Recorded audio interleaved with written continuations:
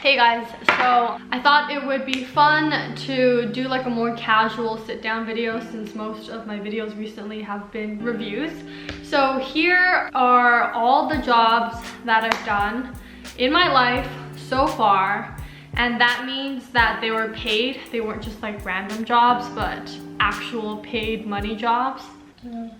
Just thought it would be fun to kind of take you guys along to see all the different types of jobs I've had in the past and why it's good to work a lot of different jobs.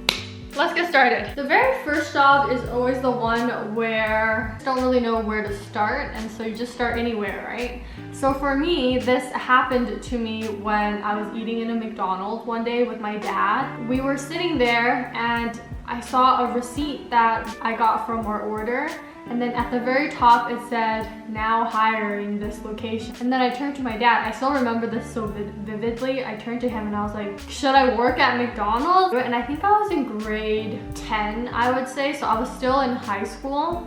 And then he just said, yeah, sure, why not? And then I applied and then I got it. So that was my very first job. Yes, it was McDonald's, so typical. But I've actually heard that a lot of people like to hire people who've worked at McDonald's because it's such a fast-paced environment, so it trains you to work really quickly. I was like a front cashier girl, taking the orders, accepting the change, and at that time everything was manually done, so we didn't have like the machines where you can press in your order. It was really fun and I honestly really enjoyed my time working there. I had a full-on McDonald's uniform with a little cap in the front, and I'd always like tie my hair like in like a really high ponytail. I learned so much and I met so many weird people there because all sorts of people come into McDonald's. So like this one instance, this guy, he came in with a full-on ginormous lizard attached to his chest, and the lizard was like that big, and he was just holding it while, you know, telling me what he wanted to eat. And I didn't even notice the lizard for like quite a while, and then all of a sudden I saw the lizard and I was like, oh my god, that's a lizard you have on your chest. And he's like, yeah, it's my buddy. I'm like, oh, that is so weird. But I loved it. That was super cool. Another really cool thing I saw, this Asian mom came in, but then she had like 2 adopted kids and they were black and they both could speak Chinese, and I was like, what? That's crazy. I don't know if that was real or did my mind make it up, but I remember it so vividly. I just remember them talking to her in Mandarin and she was like conversating with them, and I was standing there just like, this is so cool. And so that was also really interesting. And of course in like Richmond, Vancouver area, we have these things called nammers back in the day, where they're kind of like Asian gangsters that wear like a lot of brand name clothes, a lot of Gucci, and at the time it was really popular for these guys to wear something called purses, like Gucci man purses. And this guy paid, he opened his bag and it was just like $100 bills all wrapped up in like an elastic band, and it was just stacks of it. And it was pretty cool. I mean, I was just a little girl at the time, just like, hi, how can I help you? Welcome to McDonald's. Like really innocent. And there was also terrible instances. Like there was this hobo that would always come into our McDonald's and he was just so mean. Once I took his order, I told him how much it was, and it wasn't the price he expected it to be. And he kept accusing me of overcharging him when I was just charging the price of the meal. And he was like, oh, I could have sworn like when I came here last time it was this much, you're overcharging me, you're blah blah blah. And he was so mean and scary and just like someone you would not want to come into close contact with. And because I was so young, I thank God had my managers to protect me and help me, because yeah, that would have not been fun. I worked at McDonald's for I think at least 3 years or 2 years. And then during my entire time there, it was awesome. Like I never had to clean the washroom. Occasionally I'd like steal a french fry and eat it. The friends I made there were really fun. Go to McDonald's lunch was always the junior chicken, love that. I actually haven't had a junior chicken in so long. I should really get it. McDonald's was great. First job. I learned so much about working quickly, taking orders fast, multitasking, just everything, talking to customers for the very first time. My second job, I went into retail after that. So I went into the mall, started handing out resumes everywhere, and then I got hired at Guess, which is a clothing store. It's a very sexy clothing store. Retail was hard. It was a different experience from the fast food industry. And during my time, why is this thing so far back? Ugh. You had to know all of the products that would be displayed all the time. They had specific jeans that you had to learn about as well. Obviously, product knowledge is really, really important. And then at Guess, it was also commission based. So the more you sell, the more you earn. At the time when I first started, I was not very good at selling. I didn't really know how to like talk to customers. I didn't know how to approach them. You know, I'm like one of those customers where like, oh, is there anything I can help you with? And then you're trying to browse and they're just like, no, like please don't talk to me. So our managers would give us tips on how to kind of break that bubble and how to like find people that might be looking for specific things and like recommending more to them and just upselling. I learned how to sell during my time at Guess. For a while, you had to wear like high heels, like it was a requirement. It didn't have to be like really, really high, but it had to have some sort of heel on it. And I just thought that was so stupid because first of all, the heels I got, they're like echo heels because I'm like, damn, if I'm gonna be standing 8 hours a day, I'm not gonna be wearing sexy heels, you know, like it's just not happening. I'm already really tall, so I don't need that. And so I got these echo heels and they looked like flats. It just had a heel at the back. So I was like, this is so pointless, but whatever, I wore it anyways. Working at Guess was fun. We all had like these little headsets that we put in our ear with like a little mic. So at all times in the store, you could always be like talking to your coworkers. It felt really satisfying to like rack up a lot of customers with like really, really large orders. And it definitely helped that I was also bilingual because I can speak Mandarin. And because I live in Richmond, most of our clientele were Chinese people. Chinese people, when they go shopping, they buy just stacks of stuff. They will buy whatever you recommend them and they will buy extra for their family in China to like ship it back to them. Like, by the time I actually got really, really good at selling and I was hitting like $1,000 each shift, they got rid of the commission. Oh, I was so annoyed because I could never get the commission when I first started because I wasn't good enough and I didn't know how to utilize my bilingual skills to my advantage. And by the time I got really, really good at it, they got rid of the commission. And then so the pay was just so average. It was like minimum wage, you know? Speaking of Guess, because it's like a very sexy clothing store, like sometimes you get these like weird guys that would come in and they would like give you their business cards like, oh, you could totally model, like just call me at this number, blah blah blah. But you could just tell it was just creepy guys. Part of the reason why I didn't like working in retail was just because they have blackout periods. Usually during the holidays you have to work extra hard because that's when everyone's spending a lot of money, which sucks because during the holidays I just want to chill, you know what I mean? But it was an experience and Boxing Day was fun. Like we had like a DJ in there, loud music going on, and then I would actually wear actual heels that day, and when I did put them on, I was so tall. Like I was so tall. It was fun overall and a really good experience and taught me how to sell to people as well as talk to people even more because, you know, you kind of have to make people feel comfortable when they're around you and make that vibe kind of like, oh, I'm your friend right now, you know, let me just help you pick what is going to look good on you and recommend you things that I think will suit you, and that's essentially what I did. My third job was at a place called J2, another clothing store, pretty different from Guess.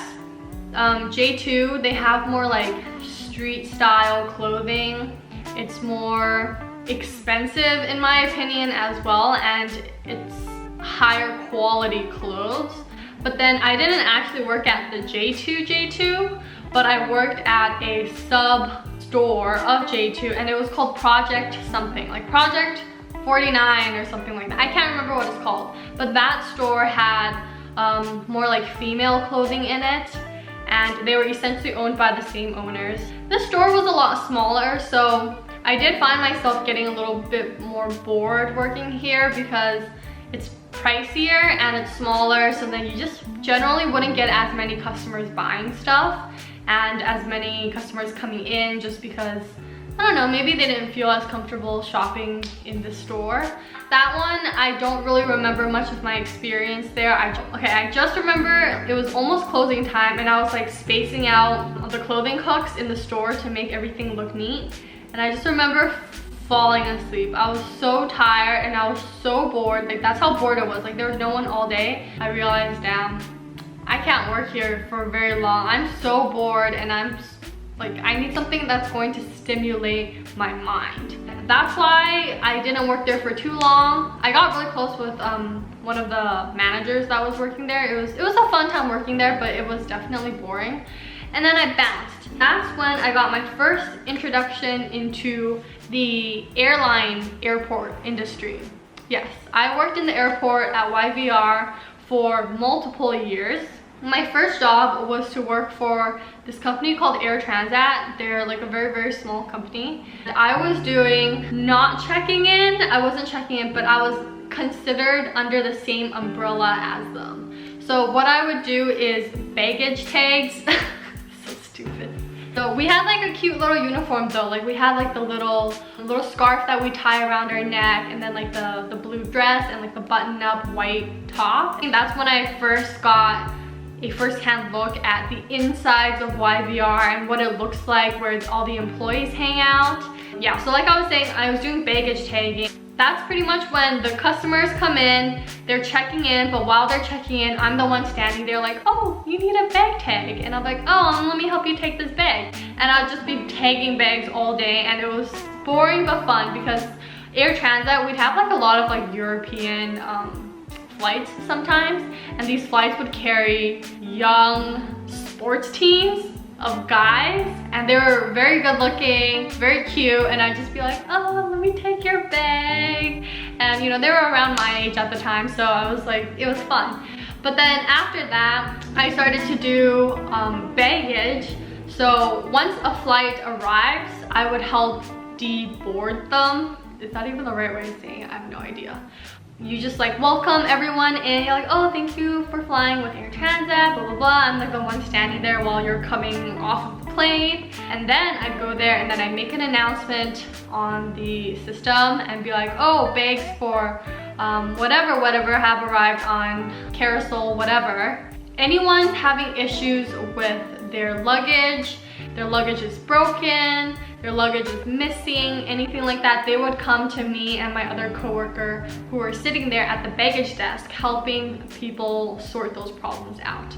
And there's been some like really scary instances where once this entire flight, like at least half of the flight, their bags were not put onto their flight. So half of them all were missing their bags, and they all came up to us, and there's only 2 of us, and like, I don't know how many people, like 60 people or more that were just trying to get to us, and they all had a lineup. It was terrible and very, very stressful because the system we were using on like the airport computers, they're very, very outdated. It's so old, it has no interface, it's super hard to use, and yeah, it just was not the best experience, but definitely very memorable. After my time in the airport, I realized, okay, the airport's kind of cool, you know. I started kind of like applying for different jobs around the airport because I felt like the job I was doing was fun and it was good, but it was just, the pay was not enough, you know. It was still minimum wage or something, and there would be really weird hours sometimes where you'd have to either work really late or really early. The perks of working at the airport though was driving those freaking golf carts around the airport. I've never felt more cool in my life than when I was able to drive those golf carts all around the airport. It was so much fun. But then now I go to the airport, I'm like, damn it, I wish I could be like, hey, can you give me a ride? I ended up working for another company that was within the airport, and it's the company Secure Guard. So believe it or not, I went into security now, and that was super weird, okay?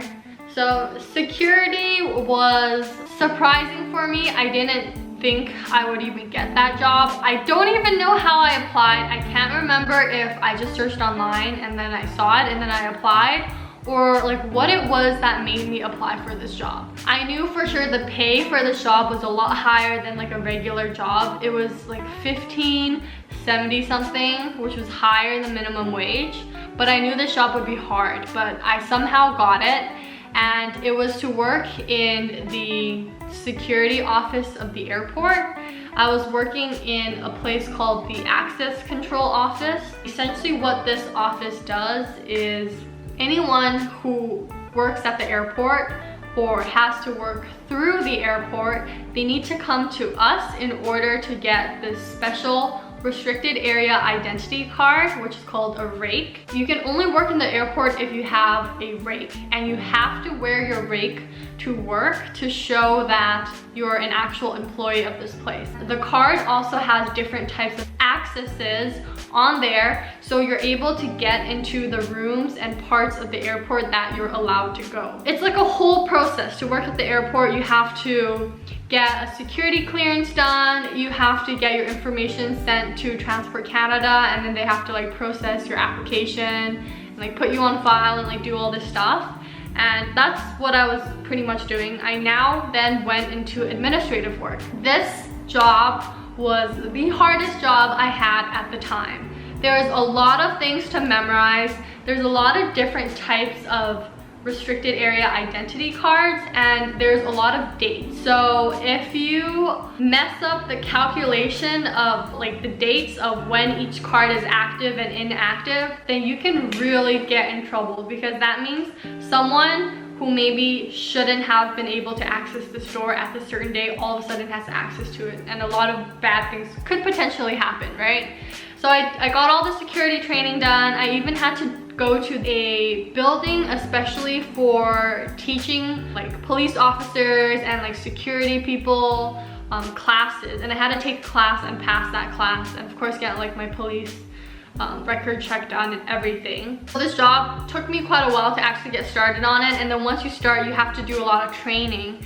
You have like certain cards, it's like, I can't remember, it's so long now. It's like you have it for every 5 years, and you have to like add or subtract 6 months, whatever, and they can do an extension to their card as well. There's all this whole stuff. But it was really scary because the manager I had at the time, she was this like powerful tiger woman. You know, she was this Cantonese lady that was really quick at doing things. She was really precise, and she was a little bit scary because if you make a mistake, she has this like look on her face where it's just like you know you fucked up, and if you fucked up, you're in some deep shit, because not only are you messing around with someone's livelihood, because if we don't process their access cards correctly, they might not be able to work for a certain amount of time, or they'll come into work and then realize they can't get in, which is a huge problem because our office hours is only like 8 to 4 p.m. But then the airport's 24 hours. So someone could be coming to work in the AM, but then if they can't get in, then they can't get in. Like they miss a day of work. That was a pretty intense job. There was a lot of drama that went down in that office. One of my coworkers accused my manager of like hurting him. I wasn't there to see it, so I don't know exactly what happened. One of my coworkers kept messing up certain files, and in that office, like, you can't have mistakes. You can make mistakes, but you have to learn from your mistakes. First thing is accuracy. Second thing is time.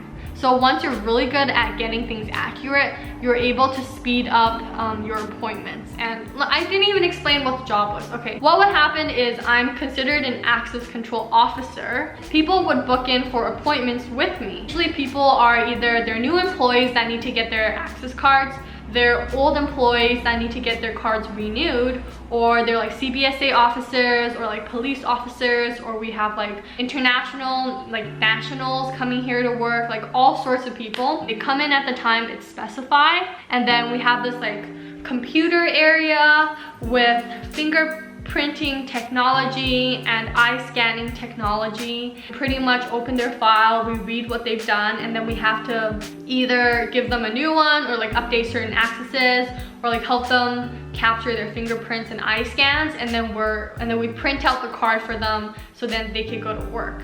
So that's essentially the job, and my coworker sometimes would mess up on a couple files, quite a few times actually, and so I guess my manager got really mad one day and kind of just like pushed him a little bit. The problem is if we fuck up, the employees that we're helping process their cards for will come complaining to us, and their managers will also complain to our manager. So everything ultimately comes down onto her, right? So if we make mistakes, she gets the shit for it.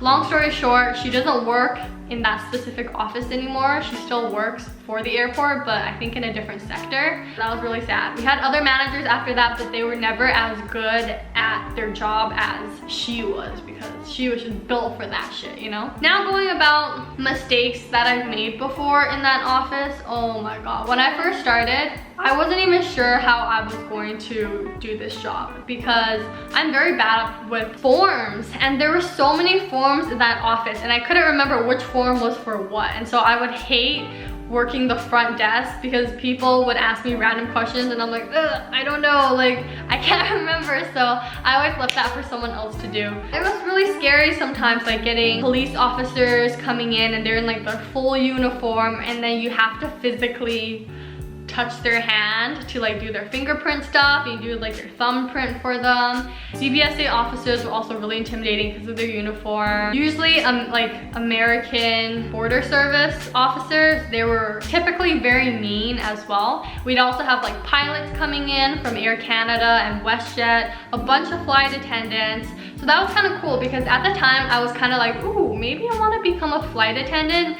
It seems like it could be a really fun job. So I was talking to flight attendants all the time and like asking them, oh, where are you traveling to next? But yeah, going to the biggest mistake I've ever made in this job was, oh my God, it's so embarrassing to say this. I forgot to click a checkbox for something. It was just a simple checkbox. And then I think it was over the weekend when that employee came in for work.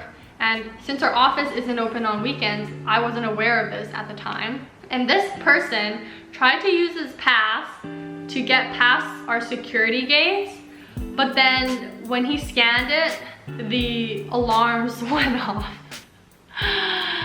Yeah, the alarms went off. So apparently, I think I made his card deactivated because I didn't check a certain checkbox. And I missed it, and so when he came into work, his card was telling the system that this person doesn't work at our airport anymore, but he's trying to get in. And so this employee got detained, the border service officers came, the police officers came. I think okay, so he felt like he was a criminal, right? Like they were interrogating him, and that was all because of me. This is so bad. It's because I made one little mistake and I didn't check something off.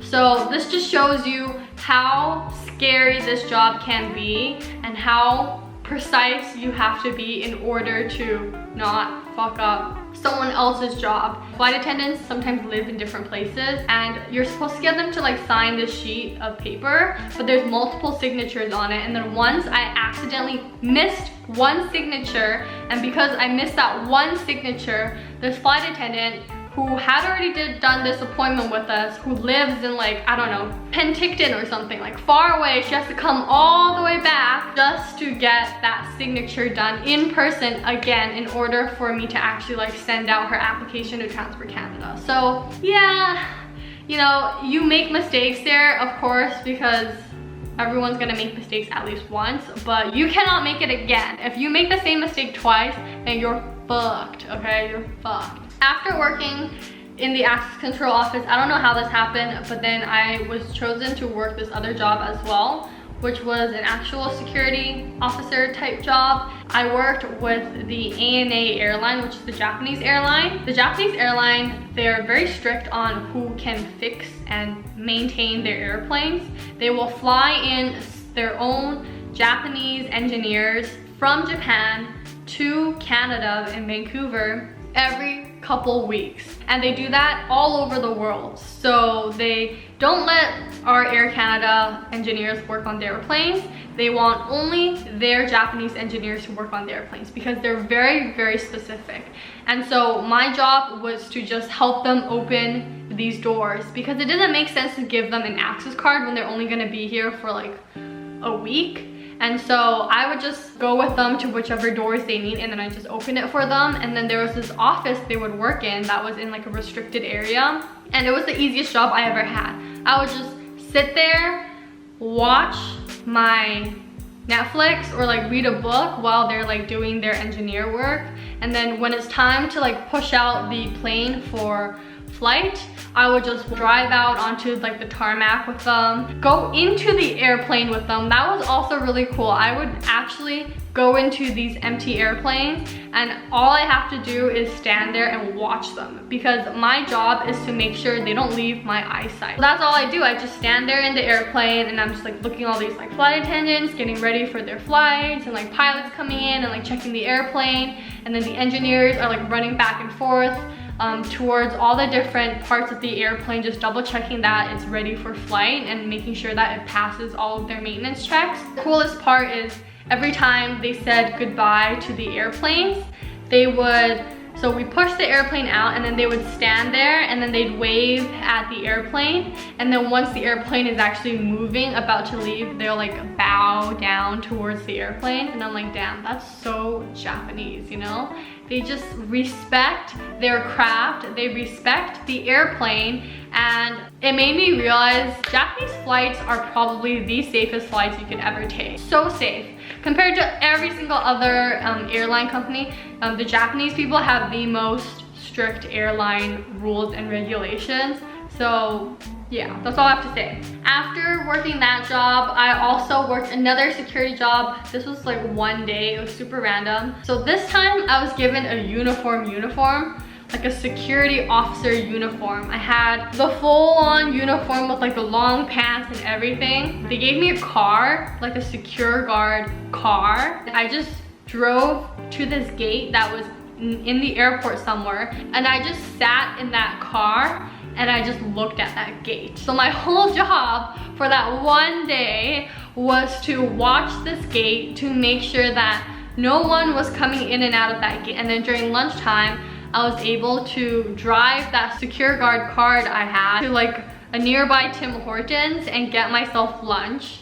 And it was just so weird because I'm like, this is such a weird job. I was able to do so many weird things just working for secure guard. It's pretty funny. I remember in Tim Hortons I was paying, and then the person can see I had like a tie, like a full-on like a long tie, and it said secure guard on it. Really cute Filipino lady. She was like, oh, you're a security guard. And I was like, yeah. And she's like, how old are you? And I think I was 18 at the time. And she was like, wow, 18, you have a really good job for 18. And I was like, yup. But I just felt like the smallest kid ever, because how is an 18-year-old working a security job? I have no idea how any of that worked, but there I was in my little tie, in my little security uniform, just guarding a gate. Now we're gonna move away from the airport. And then my next job was actually my very first real design job. I had graduated from Emily Carr around this time, which is my design and art school.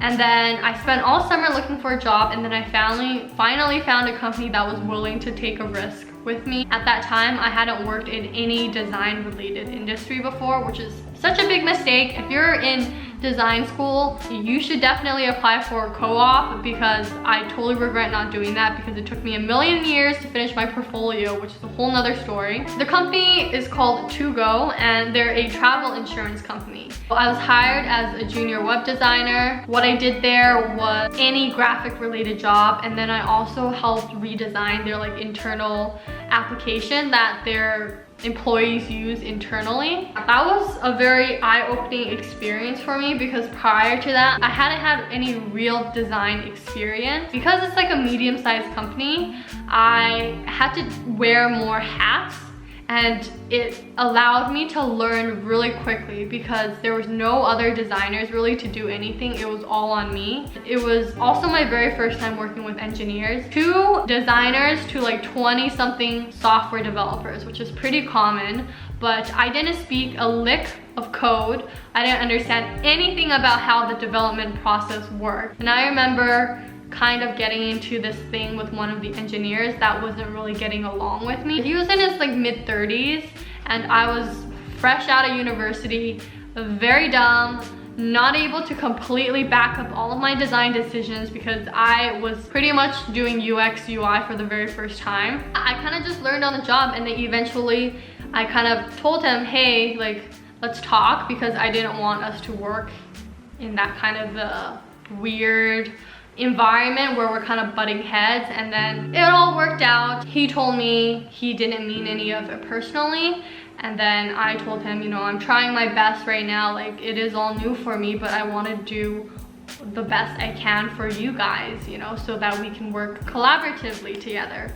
And so that experience taught me so much about working as a team with your coworkers and learning how to speak their language as well. As a designer, you just live in such a little bubble. You think, oh, I can design it this way, and then they can just magically make it happen. But it really opened up my eyes to the real life design experience. Was not everything you design can be made. You know, it's really depending on the budget the company has, the time the engineer has, and the tech. That's also where I met Christina, who's one of my really close girlfriends, and I really think of her as a mentor for me because she was a software engineer and she was the one I could go to about any questions. Whenever the engineers were talking about something that made zero sense to me, I was like, Christina, what does this mean? Can you please dumb it down for me? Because you guys are speaking all this jargon that makes no sense to me. She would really just explain things to me and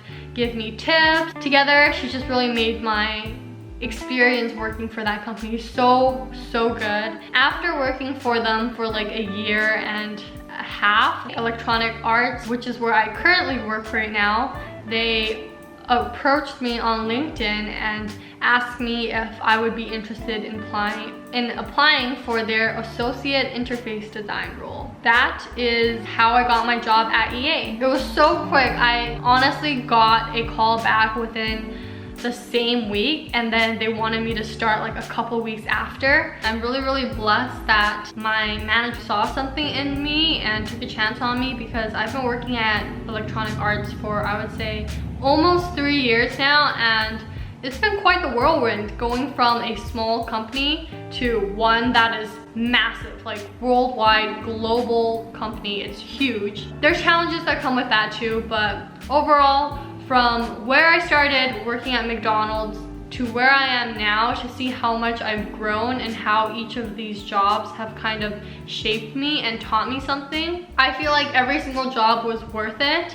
And I enjoyed my experience at every single job I got. If you are in high school right now, you have so much time in the world to try a whole bunch of jobs. I would highly recommend you do it, because each job is not only going to give you some sort of income, but it'll also prepare you for the real world. Being in school and working in real life is completely different. You not only need to have social skills, but you need to be able to multitask, and you also need to be able to, you know, be respectable and do your work right. Anyways, that is all I have for today. I hope you guys enjoyed this little resume throwback of all the different jobs I've had in the past. Drop a comment below and tell me what was the weirdest job you've had. I would love to know. Thank you guys so much for watching, and I'll see you guys next time. Bye!